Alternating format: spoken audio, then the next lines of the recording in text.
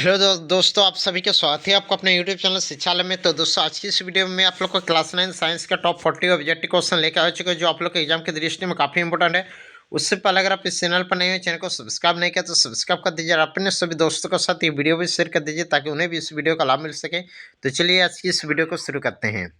तो दोस्तों, सबसे पहला प्रश्न देख लीजिए। पहला प्रश्न है, त्वरण के एसआई मात्रक क्या है? तो याद रख लीजिए दोस्तों, त्वरण के एसआई मात्रक मीटर पर सेकंड स्क्वायर होती है, यानी कि एक कैंसर हो जाएगा आप लोग का सी नंबर। 2 नंबर प्रश्न देख लीजिए, वेग में परिवर्तन के दर को क्या कहते हैं? तो वेग में परिवर्तन के दर को त्वरण कहते हैं। त्वरण को ए से सूचित करते हैं। ए बराबर फॉर्मूला होता है v minus you by T होता है। 3 नंबर प्रश्न देख लीजिए, एक कार 2 घंटे में 100 किलोमीटर की दूरी तय करती है, औसत चाल निकालना है। औसत चाल बराबर कुल दूरी बटा कुल समय। तो कुल दूरी है 100 और समय है 2।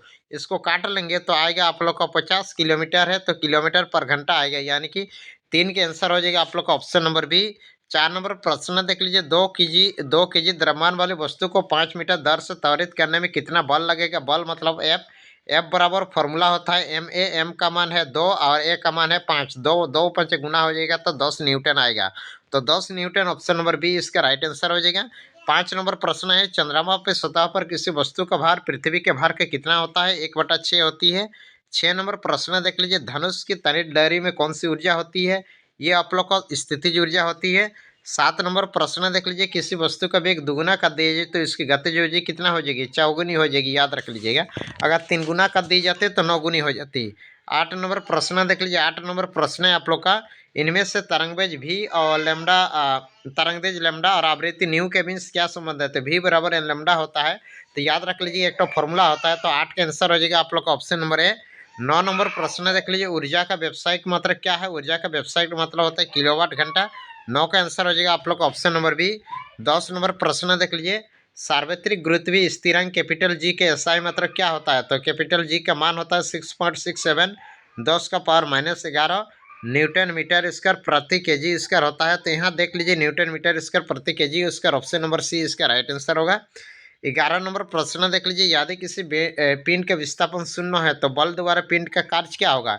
कोई भी विस्थापन, अगर मान लीजिए वस्तु खड़ा रहेगा यहीं पे, अगर इसको विस्थापन जहाँ का तहाँ ही हिलेगा डुलेगा कुछ नहीं, तो विस्थापन भी हम लोग को 0 जूल ही होगा। अगला प्रश्न देख लीजिए 12 नंबर, निम्न में से किसका जड़त्व अधिक है? जो अधिक भारी है उसी का जड़त्व अधिक है। तो इस पोजीशन में देख सकते हो रेलगाड़ी सबसे ज़्यादा भारी है, तो 12 का आंसर हो जाएगा डी नंबर रेलगाड़ी। 13 नंबर प्रश्न देख लीजिए, द्रव्यमान और वेग के गुणनफल को क्या कहते हैं? तो द्रव्यमान और वेग के गुणनफल को संवेग कहते हैं। याद रख लीजिए, संवेग बराबर फॉर्मूला होता है द्रव्यमान गुना वेग, यानी कि P बराबर m इंटू वी होती है। 14 नंबर प्रश्न है, ध्वनि तरंगे क्या होती है? तो ध्वनि एक प्रकार का अनुप्रस्थ तरंग होती है। तो 14 का आंसर हो जाएगा आप लोग ऑप्शन नंबर है। 15 नंबर प्रश्न देख लीजिए, सामान्य मनुष्य के कानों के लिए श्रव्यता परस क्या है? तो सामान्य मनुष्य अगर देखा जाए तो 20 हर्ट्ज से 20,000 हर्ट्ज तक के ध्वनि सुन सकती है। कभी कभी ऑप्शन में 20 हर्ट्ज से 20 किलो हर्ट्ज भी दिया रहता है। तो याद रख लीजिए, किलो मतलब 1000 होता है, तो 20 ये भी ऑप्शन सही है, ये भी ऑप्शन सही है। 16 नंबर प्रश्न देख लीजिए आप लोग का, स्टील का जहाज पानी पर नहीं डूबता लेकिन स्टील का कांटी पानी पर डूब जाता है, इसके क्या कारण है? तो दोस्तों, इसका कारण है उत्प्लावन बल के कारण होती है। उत्प्लावन बल मतलब होता है, अगर कोई भी वस्तु को हम लोग पानी में फेंकते हैं तो वो दोस्तों फिर नीचे से ऊपर की ओर उड़ जाती है। तो ये आप लोग उसी को समझ सकते हो कि नीचे से एक बल कार्य करता है, उसी को कहते हैं उत्प्लावन बल। 17 नंबर प्रश्न देख लीजिए, संवेग में परिवर्तन के दर समानुपाती होती है। तो संवेग में परिवर्तन के दर बल के समानुपाती होते हैं, यानी कि एफ समानुपाती एम ए, ये आप लोग का फॉर्मूला है। उसके बाद आगे देख लीजिए, 18 नंबर प्रश्न है आप लोग का, तत्व का एक उदाहरण है। तो यहाँ देख सकते हो सब में ऑक्सीजन तत्व है जिसका संकेत होता है ओ। 19 नंबर प्रश्न देख लीजिए, एक मोल बराबर होती है तो 6.022 गुना 10⁻23 का होती है। 20 नंबर प्रश्न देख लीजिए, ऑक्सीजन का सही इलेक्ट्रॉनिक विन्यास क्या होता है? तो ऑक्सीजन का संकेत वो होता है और इसका परमाणु संख्या 8 होती है। तो इसका निकाल लेंगे तो 2,6 हो गए, तो ऑप्शन नंबर बी इसका राइट आंसर हो जाएगा। उसके बाद आगे देख लीजिए, आगे 21 नंबर प्रश्न देख लीजिए। 21 नंबर प्रश्न है आप लोग का, प्रत्येक C6H12 में कार्बन के द्रव्यमान क्या होता है? तो नीचे वाला को बोलते हैं परमाणु संख्या, ऊपर वाला को बोलते हैं परमाणु द्रव्यमान। तो ऊपर में 12 है तो इसका परमाणु द्रव्यमान क्या हो जाएगी? 12। 22 नंबर प्रश्न की ओर बढ़ते हैं। तो देख लीजिए, यदि किसी तत्व का परमाणु क्रमांक 1 है और परमाणु द्रव्यमान Z है तो परमाणु में न्यूट्रॉन की संख्या क्या होगी? तो आप लोग ये इसका राइट आंसर हो जाएगा 22 के आंसर आप लोग होगा A-Z हो जाएगा। याद रख लीजिएगा। 23 नंबर प्रश्न देख लीजिए, किस अवस्था में अणुओं की ऊर्जा कम होती है? तो किस अवस्था में गैस के जो कण होता है ना वो बहुत दूर दूर होते हैं, यानी कि इसके गैस हो जाएगा। 24 नंबर 10 डिग्री तापक्रम बराबर है, तो इसको सेल्सियस से केल्विन में बदलना है तो 273 जोड़ा जाएगा, तो 273 और 10 जोड़ कर लेंगे तो आप लोग का आएगा 283 की हो जाएगा। 25 नंबर प्रश्न की ओर बढ़ते हैं और देखते हैं निम्न में से कौन मिश्रण है? तो वायु एक प्रकार का मिश्रण है। Cl माइनस में आयन के संयोजी इलेक्ट्रॉन की संख्या कितना होगी? तो 26 का अगर देखा जाए तो इसमें 8 होती है। 27 नंबर प्रश्न देख लीजिए, रदरफोर्ड का अल्फा कण प्राकीर्णन प्रयोग किसकी खोज के लिए उत्तरदायी था? तो ये दोस्तों परमाणु केंद्रक का था।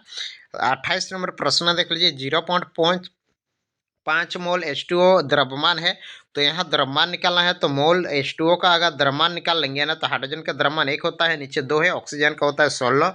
यहाँ हो जाएगा 2 + 16, 16 और 2 हो जाएगा 18। अब मोल निकालना, जीरो दिया गया द्रव्यमान 5 बटा मोलार द्रव्यमान कितना है? 18।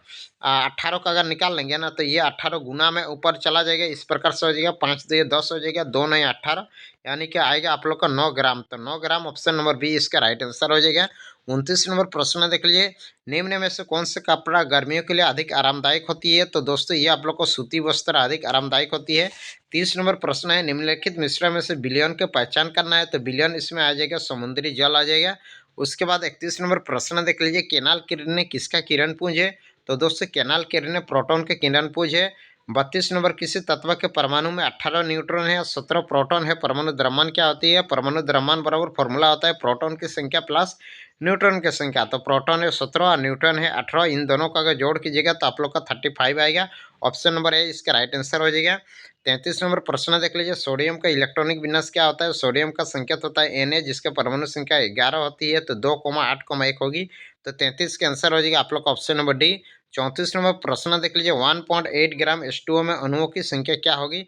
तो इसको अगर निकाल लेंगे, अणुओं की संख्या बराबर दिया गया द्रव्यमान बटा मोलार द्रव्यमान, 1.8 दिया गया और H2O का मोलार द्रव्यमान 18 होता है, गुना अवोगाड्रो संख्या, तो 6.022 गुना 10 का पावर 23। इस फॉर्मूला में अगर निकाल देंगे ना, ये पॉइंट हटेगा, नीचे 0, 18 के 18 काट गया, यानी कि नीचे 10 बचा, ये 10 इससे इधर माइनस हो जाएगा, 23 से तो एक कम हो जाएगा, यानी कि 22 हो जाएगा। तो इसका राइट आंसर हो जाएगा 6.022 गुना 10 का पावर 22 होगा। 34 का आंसर हो जाएगा ऑप्शन नंबर डी। 35 नंबर प्रश्न की ओर बढ़ते हैं तो देखते हैं, आत्महत्या का थैली किसे कहते हैं? तो आत्महत्या के थैली लाइसोसोम को कहते हैं। कोशिका का पावर हाउस, ये दोस्तों माइटोकॉन्ड्रिया को कहते हैं।